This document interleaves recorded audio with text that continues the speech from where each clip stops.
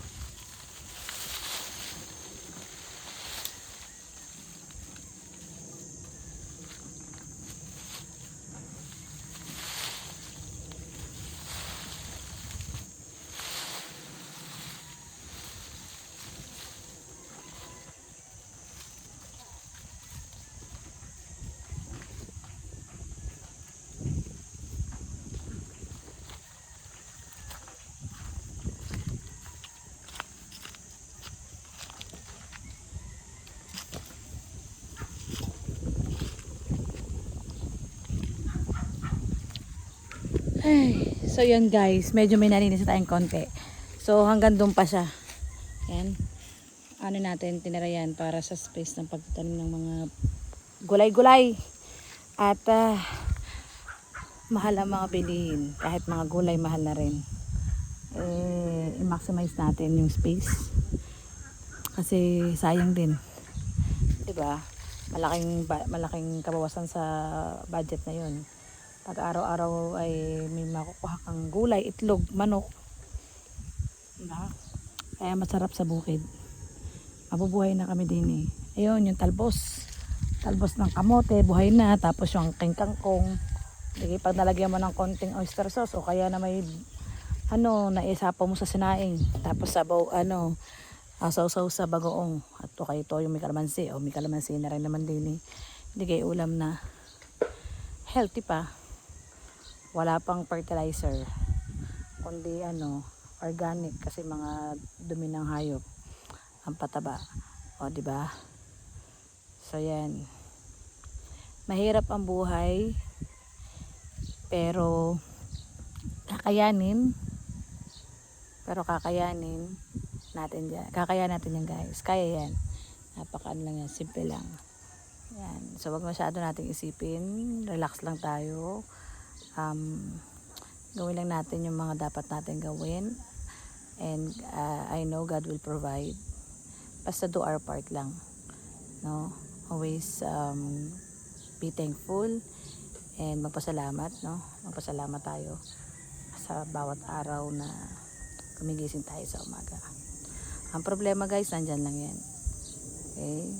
Walang mangyayari sa atin kung iisipin lang natin. We have to move forward. Okay? So yan, sabi nga, anong connection ng gulay, pagtatanim ng gulay sa problema? Well, this is my stress dito ako nakakapag-release ng stress sa paggaganito, pagtatanim. Siyempre, pagka may makakain ka, hindi ka may stress. Yun. Kinonect na Yan. So, for today's video, guys, ito na muna. So, sisilaman ko na muna yung nakalaykay ko para bukas ay papatikin na lang namin to. Gagawa na kami ng plot. Okay? So, yun. Goodbye, guys.